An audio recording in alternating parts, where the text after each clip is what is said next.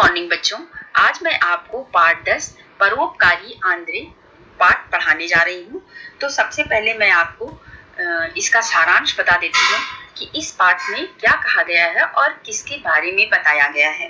ये पाठ प्रसिद्ध चिकित्सा शास्त्री आंद्रे विसेलियस के बारे में है।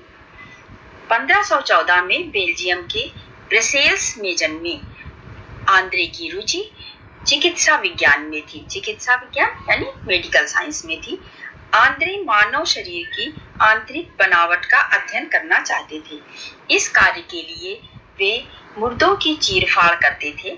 यह काम वे रात के अंधेरे में अपने दोस्त के साथ गुपचुप तरीके से करते थे। उस समय धर्म मुर्दों की चीरफाड़ करने की अनुमति नहीं देता था। उन्होंने कई रातें कब्रिस्तान में बिताकर महत्वपूर्ण जानकारियां एकत्र की और उसके बाद उन्होंने फैब्रिका नामक पुस्तक लिखी। उनकी मृत्यु के 200 साल बाद इस पुस्तक को पढ़ा गया। सर्जरी और चिकित्सा के क्षेत्र में आज ये पुस्तक बहुत महत्वपूर्ण मानी जाती है। बच्चों, चिकित्सा के क्षेत्र में आज दिन प्रतिदिन नई नई खोजें और उनके परिणाम सामने आ रहे हैं।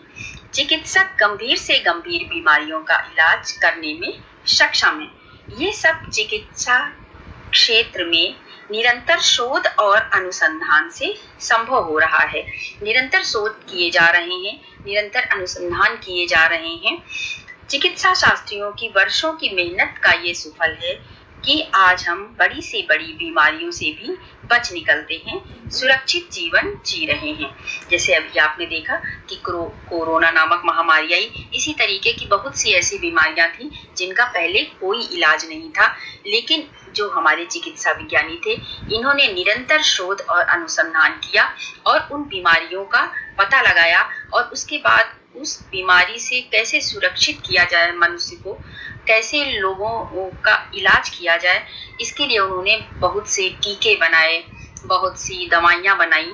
जैसे अभी कोरोना महामारी में ही कोरोना से बचने के लिए टीके बनाए गए। तो कैसे बनाए गए, ये किसके द्वारा बनाए गए? ये जो हमारे चिकित्सा शास्त्री थे, उन्होंने निरंतर शोध किया इस पर और उसके बाद उन्होंने ये टीका बनाया जिससे कि मानव समाज की सुरक्षा हो सके। तो आज हम इन्हीं के बारे में पढ़ेंगे। इस लेसन का नाम क्या है? परोपकारी आंद्रे।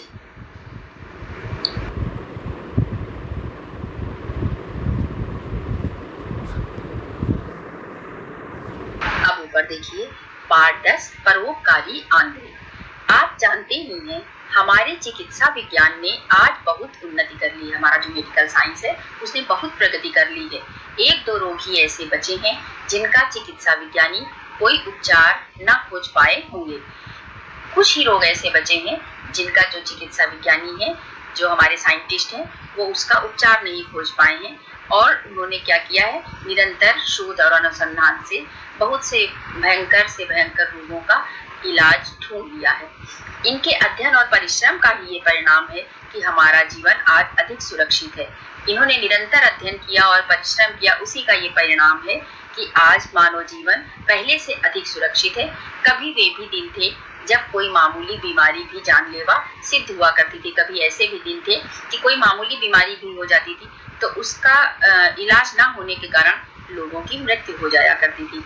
पाठ प्रवेश। कभी मानव शरीर के बारे में कुछ जानने के लिए केवल जानवरों के शरीरों पर ही परीक्षण करने होते थे। पहले क्या होता था कि अगर आपको मानव शरीर के बारे में कुछ जानना है तो जानवरों के शरीरों का ही परीक्षण आप कर सकते थे। पहले जो हमारा धर्म था, जो हमारे धर्मगुरु थे, वो जो मानव शरीर था, ना तो उसकी जीवित मानव शरीर थी और ना ही मृत होने पर यानी मृत मानव शरीर की, दोनों में से किसी की भी चीरफाड़ करने की अनुमति नहीं देते थे। तब जीवित मानव शरीर तो दूर की बात, मृत शरीर की चीरफाड़ की भी अनुमति नहीं थी। ऐसे समय में एक चिकित्सा विज्ञानी ने अपनी जान पर खेलकर कैसे कुछ बीमारियों का पता लगाया और कैसे उनकी दवाई की खोज की। ये पाठ हमें वही सब बताने जा रहा है। ऐसे समय में एक चिकित्सा विज्ञानी जिनके बारे में मैं आपको पढ़ाने जा रही हूँ, इनका पूरा नाम आंद्रे विसेलियस है।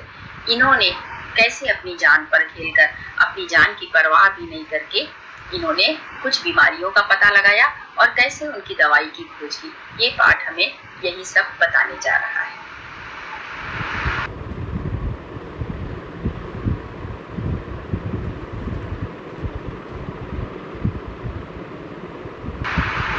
अब आगे देखिए, अंधेरी रात थी, कब्रिस्तान में चारों तरफ सन्नाटा था। रात बहुत अंधेरी थी, कब्रिस्तान में चारों तरफ एकदम सन्नाटा था, सुनसान था, खामोशी थी, है ना। सन्नाटा अर्थात एकदम चुप्पी थी, कहीं कोई आवाज नहीं आ रही थी। आधी रात के समय दो लोगों ने कब्रिस्तान में प्रवेश किया। जब आधी रात हुई, रात आधी बीत गई, तब दो लोगों ने कब्रिस्तान में प्रवेश किया। वे एक कब्र के पास गए। वे दोनों जो थे वो कहाँ गए? एक कब्र के पास गए। उस कब्र में आज ही एक मुर्दा दफनाया गया था। वो कब्र कैसी थी? उसमें आज ही एक मुर्दा, कौन मुर्दा, मैंने आपको बताया ना कि जो मानव शरीर मृत हो जाता है उसको बोलते हैं। तो उस आज ही वो दफनाया गया था।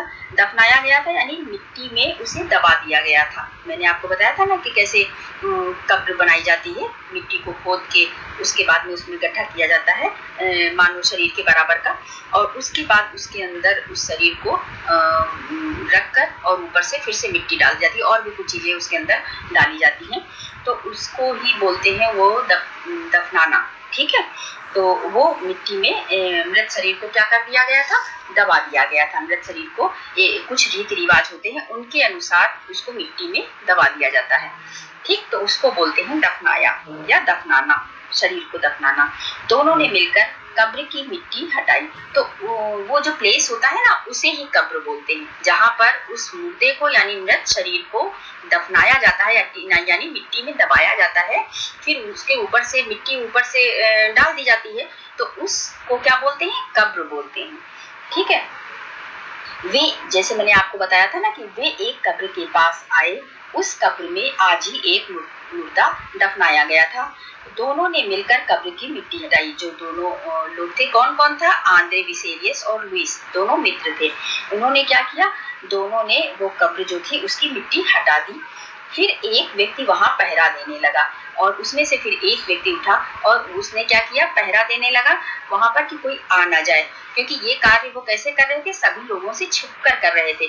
मैंने आपको बताया था पहले कि जो हमारा मतलब उस समय जो धर्म था वो बिल्कुल, और वहाँ के जो धर्म गुरु थे वो बिल्कुल भी ये इजाजत नहीं देते थे, ये परमिशन नहीं देते थे कि कोई भी मृत शरीर की चीरफाड़ कर सके। दूसरे व्यक्ति ने झोले से एक मोमबत्ती, माचिस और कुछ औजार निकाले, और जो दूसरा व्यक्ति था, एक व्यक्ति पहरा देने लगा और दूसरा व्यक्ति क्या करने लगा? उसने कुछ सामान लेके आए थे वो लोग, तो उन्होंने एक मोमबत्ती निकाली और एक माचिस निकाली और कुछ औजार निकाले, मोमबत्ती, कैंडल, और उस कुछ जो है औजार निकाले।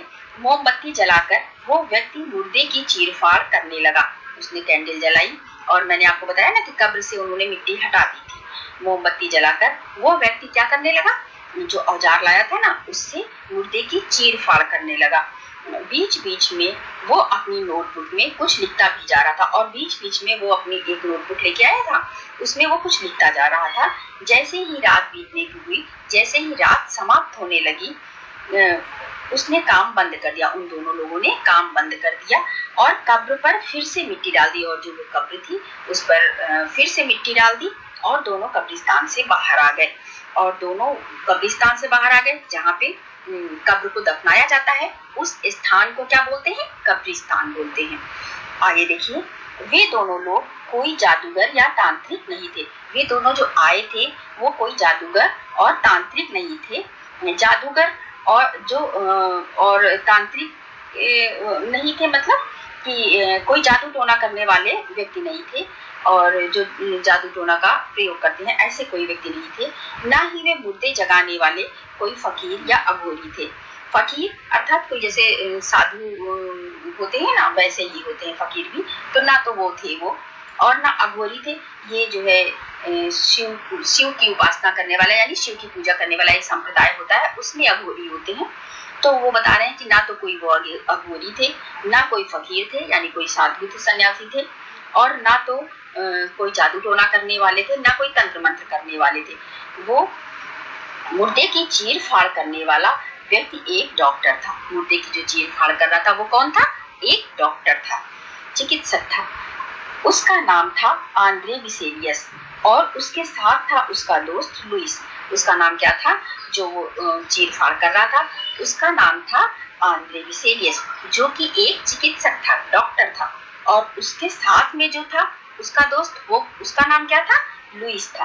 आंद्रे विसेलियस अपना ये काम बहुत गुपचुप तरीके से कर रहा था, बहुत ही छिप कर रहा था, किसी से बताया नहीं था उसके बारे में, क्योंकि उस जमाने में धर्म मुर्दों की चीर फाड़ करने की अनुमति नहीं देता था।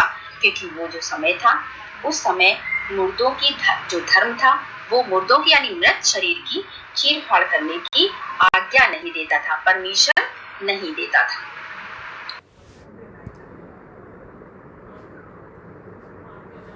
अब आगे देखिए, यदि किसी को पता चल जाता तो आंद्रे विसेलियस बड़ी मुसीबत में फंस सकता था। यदि किसी को ये पता चल जाता कि आंद्रे विसेलियस कब्रिस्तान में जाकर कब्र खोदकर और फिर जो मृत शरीर है उसकी चीर फाड़ करता है, तो उसे वहां के जो धर्म गुरु थे वो मृत्युदंड भी दे सकते थे, उसे सजा भी दे सकते थे। इसलिए वो क्या करता था, आधी रात के समय जब सब सो जाते थे, कोई आता जाता नहीं था, कब्रिस्तान में बिल्कुल सन्नाटा हो जाता था, तब वो कब्रिस्तान में जाकर अपना काम करता था। यानी वो मनुष्य के शरीर की भीतरी बनावट का अध्ययन कर रहा था। यानी वो वहां जाकर आधी रात में और मनुष्य के शरीर की जो भीतरी बनावट होती है उसका अध्ययन करता था। आंद्रे विसेलियस का जन्म दिसंबर 1514 में बेल्जियम के ब्रसेल्स शहर में हुआ था। आंद्रे विसेलियस का जन्म कहाँ हुआ था? दिसंबर में 1514 में। कहाँ हुआ था? बेल्जियम के ब्रसेल्स शहर में हुआ था। उसके परिवार के लोग चिकित्सक थे, उसके परिवार के लोग क्या थे?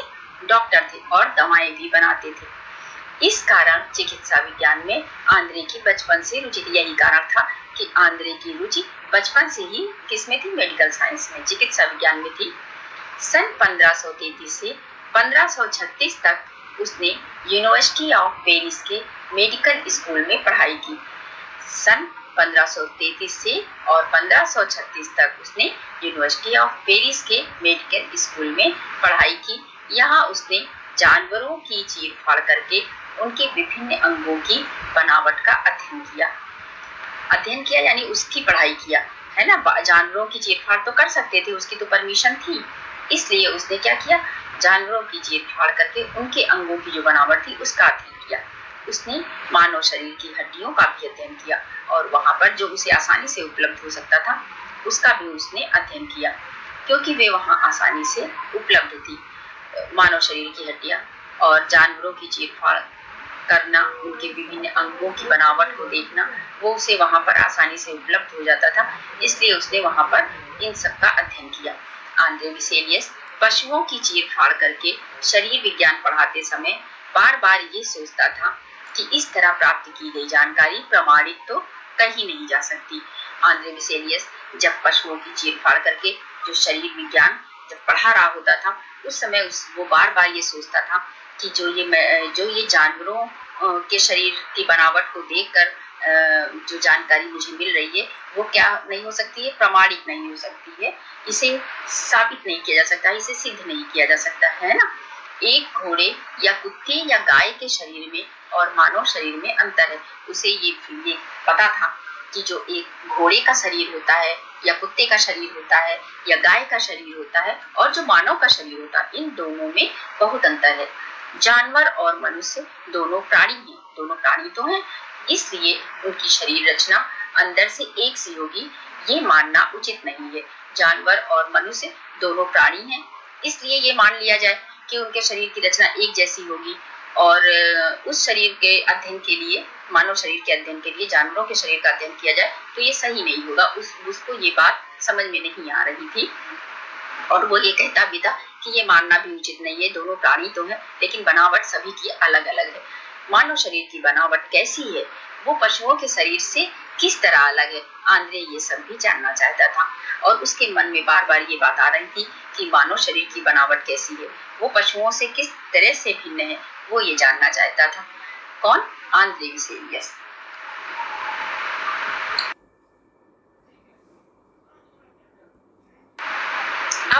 सोचने लगा कि मानव शरीर की चीर-फाड़ करके उसके अध्ययन का क्या उपाय हो सकता है। अब आंद्रे विसेलियस सोचने लगा कि मानव शरीर की चीर-फाड़ करके उसका अध्ययन जो किया जाए, उसकी जो पढ़ाई की जाए, उसका क्या उपाय हो सकता है, कैसे किया जा सकता है। धर्म गुरुओं ने जिंदा या मुर्दा मानव शरीर की चीर-फाड़ करके उसके बारे में जानने पर प्रतिबंध लगा रखा है। जो धर्म गुरु हैं उन्होंने तो जिंदा या मृत शरीर, जो मानव शरीर है उसकी चीर-फाड़ करके उसके बारे में जानने पर तो रोक लगा रखी है, प्रतिबंध लगा रखा है। धर्म गुरुओं का कहना था कि मानव शरीर ईश्वर की रचना है। जो वहाँ के धर्म गुरु थे वो कहते थे कि मानव शरीर जो है ये किसकी रचना है, ईश्वर की रचना है, और मनुष्य को ईश्वर की रचना के रहस्य जानने का कोई अधिकार नहीं है, ऐसा उनका विश्वास था। किसका? जो वहाँ के धर्म गुरु थे उनका ये विश्वास था कि ये ईश्वर की रचना है और इस ईश्वर की रचना के रहस्य को जानने का किसी को कोई अधिकार नहीं है। जो ऐसा करेगा वो ईश्वर की रचना में हस्तक्षेप करेगा। वो ऐसा कहते थे कि जो ऐसा करेगा वो ईश्वर की रचना में दखलंदाजी करेगा, हस्तक्षेप करेगा, और ऐसा अगर कोई करता है तो उसे क्या किया जाएगा, दंड दिया जाएगा, सजा दी जाएगी। एक दिन आंद्रे का एक मित्र लुईस उससे मिलने आया। एक दिन ऐसा हुआ कि जो आंद्रे विसेलियस था उसका मित्र लुईस उससे मिलने आया। आंद्रे ने अपनी परेशानी उसे बताई और कहा, तुम्हें मेरे साथ आधी रात के समय कब्रिस्तान चलना होगा। मैं कब्रिस्तान में मुर्दों की चीर-फाड़ चुपचाप करना चाहता हूँ। आंद्रे ने उससे अपनी परेशानी बताते हुए कहा कि तुम मेरा साथ दो और तुम्हें मेरे साथ में कहाँ चलना होगा, आधी रात में कब्रिस्तान चलना होगा, क्योंकि मैं क्या करना चाहता हूँ, मुर्दों की चीर-फाड़ चुपचाप करना चाहता हूँ, किसी को बता के नहीं करना चाहता हूँ। इस पर लुईस ने कहा, मान लो कोई मुर्दा ही जिंदा हो जाए।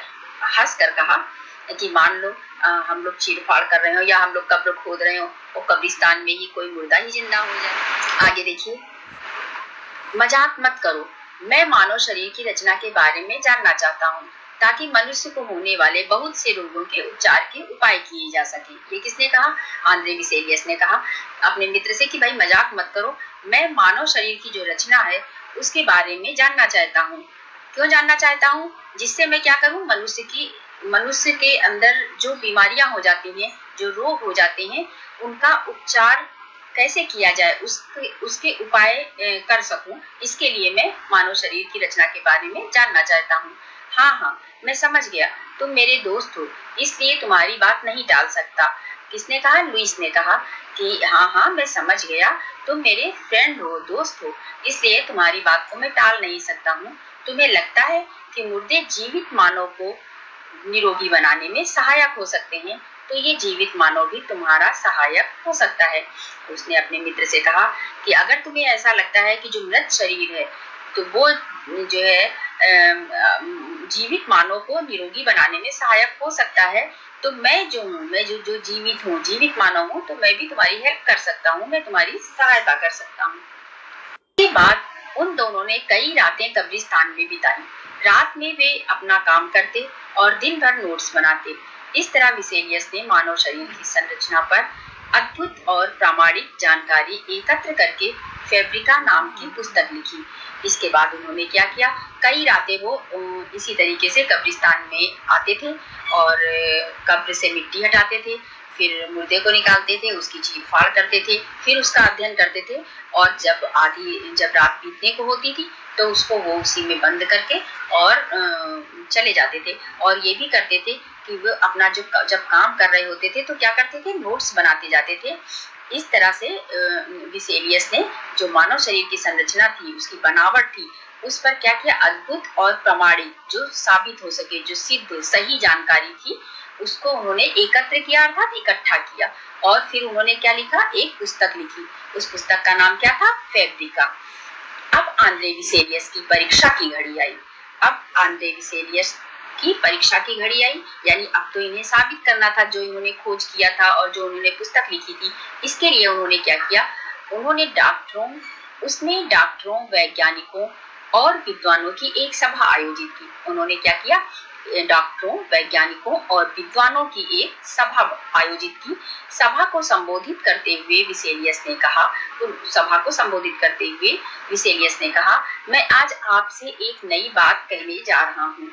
मेरी प्रार्थना है कि आप उसे ध्यान से सुने। विसेलियस ने कहा कि मैं आपसे एक नई बात कहने जा रहा हूँ और मेरी ये रिक्वेस्ट है कि आप मेरी जो मैं कहने जा रहा हूँ उसको आप ध्यान से सुनिए। मैं ये कहना चाहता हूँ कि शरीर विज्ञान संबंधी हमारा ज्ञान अधूरा है। उन्होंने जैसे ही बोलना शुरू किया कि शरीर विज्ञान संबंधी जो हमारा ज्ञान है वो कैसा है, अधूरा है, पूर्ण नहीं है। आगे देखिए, लोग चिल्लाने लगे। उन्होंने पूछा, तुम्हारे पास क्या प्रमाण है? विसेलियस इस प्रश्न का उत्तर देने में असमर्थ था, क्योंकि तब उसे बताना पड़ता कि वो जानकारी उसने कैसे एकत्र की है अर्थात इकट्ठा की है। यह बताते ही धर्मगुरु उसे मृत्यु दंड दे सकते थे। विसेलियस से लोग पूछने लगे, जैसे ही उसने कहा वैसे ही उससे लोग पूछने लगे कि तुम्हारे पास इसका क्या प्रमाण है कि जो जानकारी है वो अधूरी है। विसेलियस इस प्रश्न का उत्तर कैसे देता? अगर वो देता तो उसे ये बताना पड़ता कि उसने कैसे ये सिद्ध किया है या कैसे वो प्रमाणित करता है, और ये बताता अगर तो वहां के जो धर्मगुरु थे वो उसे मृत्युदंड भी दे सकते थे। विसेलियस ने कहा, यदि खोज करने का मौका मिले तो मैं प्रमाण दे सकूंगा। विसेलियस ने कहा कि यदि मुझे खोज करने के लिए अवसर दिया जाए तो मैं इसका प्रमाण दे सकता हूँ। किंतु लोगों ने उसकी कोई बात नहीं सुनी। मगर वहां जो सभा में आए हुए लोग थे उन्होंने उसकी कोई बात नहीं सुनी।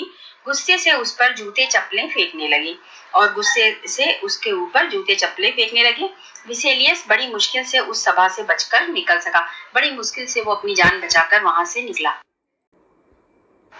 अब आगे देखिए, आंद्रे विसेलियस की मृत्यु के 200 साल बाद जब लोगों की सोच बदली और मुर्दों की चीर फाड़ की अनुमति मिलने लगी तो उसकी किताब फेब्रिका को पढ़ा गया।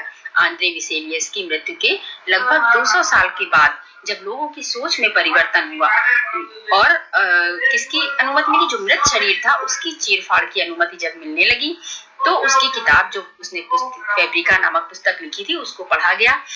तब चिकित्सा विज्ञान से जुड़े लोगों ने पाया, तब मेडिकल साइंस से जुड़े लोगों ने ये पाया कि उसमें जो लिखा हुआ है फेब्रिका नामक जिस पुस्तक में जो लिखा हुआ है वो सच है। आज तक सर्जरी और चिकित्सा विज्ञान के क्षेत्र में फेब्रिका एक महत्वपूर्ण पुस्तक मानी जाती है और आज तक सर्जरी और चिकित्सा विज्ञान के क्षेत्र में फेब्रिका एक महत्वपूर्ण पुस्तक मानी जाती है। लेकिन दुख की बात तो यही है कि विसेलियस को इस महान कार्य का यश उसकी मृत्यु के 200 साल बाद मिला। जो यश, जो सम्मान उसे उसी समय मिलना चाहिए था, मगर उसे नहीं मिल सका। क्यों? क्योंकि वहां का जो धर्म था और वहां के जो धर्मगुरु थे उनका ये अंधविश्वास था कि ईश्वर की बनाई हुई रचना है मनुष्य और उसमें उसका चीरफाड़ नहीं करना चाहिए और उसमें कोई हस्तक्षेप नहीं करना चाहिए। उसके रहस्य, उसके आंतरिक जो उसके शरीर की आंतरिक बनावट है मानव शरीर की, उसके रहस्य को नहीं जानना चाहिए कि जो ईश्वर ने बना के दिया है। तो ये अंधविश्वास ही था। इसीलिए वो लोग जो है मृत शरीर हो जाता था उसके बाद भी उसकी चीरफाड़ नहीं करने देते थे। तो इसलिए उसको ये कार्य छिप के करना पड़ा और ये वो साबित भी नहीं कर पाया और इसकी वजह से उसे वो सम्मान जो उसे उसके जीवित रहते हुए मिल जाना चाहिए था वो उसे उस समय नहीं मिला और उसकी मृत्यु के 200 साल बाद उसे वो यश, वो सम्मान मिला। अपने जीवन काल में तो उसे केवल कांटों भरी राह ही मिल सकी थी और जो उसका जीवन काल था वो तो इन्हीं संघर्षों में व्यतीत हो गया। और जैसे मैंने आपको अभी पढ़ाया था कि कैसे उसने सभा का आयोजन किया और ये सिद्ध करने की कोशिश भी की कि अगर मुझे खोज करने का अवसर दिया जाए तो मैं ये प्रमाणित भी कर सकता हूँ, और लेकिन उसे ये अनुमति नहीं मिली और बल्कि उसका अपमान ही किया गया, उसे जूते चप्पल मारे गए, है ना। तो इस तरीके से उसका अपमान किया गया। अब देखिए, जैसे यहाँ पर आया चिकित्सा शास्त्र, तो चिकित्सा शास्त्र क्या है? चिकित्सा शास्त्र में मानव शरीर उसमें होने वाले रोगों एवं उनके निदान का, कैसे उसका निदान किया जाए उसका अध्ययन किया जाता है। बीमारी अथवा रोग का पता लगाकर उसे दूर करने के लिए उससे संबंधित उपायों का अध्ययन और परीक्षण भी किया जाता है। जैसे अभी ये बीमारी आई ना, कोरोना बीमारी आई, तो इसके रोग का पता लगाया गया, फिर इसको दूर करने के लिए उससे संबंधित क्या उपाय किए जाएं, उसके लिए पहले अध्ययन किया गया, परीक्षण किया गया। उसके बाद इसे साधारण लोगों में, सभी सामान्य लोगों में, सामान्य जन में जैसे टीकाकरण हुआ ना, तो पहले उसका परीक्षण ही किया गया। इसी तरीके से शल्य चिकित्सा क्या होती है? शरीर के उपचार की वह विधि जिसके द्वारा शरीर के अंगों में होने वाली विकृतियों को चीर फाड़ कर दूर किया जाता है। शरीर में अगर कोई अंग में कोई विकृति आ गई है तो उसे चीर फाड़ करके उसको दूर करने का प्रयास किया जाता है शल्य चिकित्सा में। इस विधि से चिकित्सा करने वालों को शल्य चिकित्सक कहा जाता है। इस विधि से जो चिकित्सा करते हैं उनको शल्य चिकित्सक कहा जाता है, सर्जन कहा जाता है। और वो क्या करते हैं? सर्जरी करते हैं। ये पाठ प्रसिद्ध चिकित्सा शास्त्री आंद्रे विसेलियस के बारे में है, ठीक है। और इसके लेखक कौन है? हरिकृष्ण देवसरे। कौन है इसके लेखक? हरिकृष्ण देवसरे। तो बच्चों, इस पाठ से हमने क्या जाना? इस पाठ से हमने सीखा कि अंधविश्वास क्या है? समाज की प्रगति में रुकावट पैदा करते हैं। जो भी अंधविश्वास हैं, जो लोग मानव समाज की भलाई के लिए कुछ करना चाहते हैं, उन्हें धर्म और आस्था के नाम पर वे लोग रोकते हैं जिनका भला होने वाला होता है। कहीं ना कहीं से उनका भला होने वाला होता है, तो वो समाज के लोगों को धर्म के नाम पर रोकते हैं, उन्हें आगे नहीं बढ़ने देते हैं। अपनी जान जोखिम में डालकर भी समाज के कल्याण के लिए, समाज के हित के लिए उठाया गया कदम कभी पीछे नहीं खींचना चाहिए। किसी भले काम को, किसी अच्छे कार्य को करने के लिए, जो समाज के लिए कल्याणकारी कार्य हो, उसे आरंभ करने के लिए अच्छे दिनों की प्रतीक्षा भी नहीं करनी चाहिए, अच्छे दिनों का वेट नहीं करना चाहिए, ठीक है। अब ये किसने लिखा? हरिकृष्ण देवसरे। बच्चों, इस पाठ को आप अच्छे से पढ़ लीजिएगा। Thank you.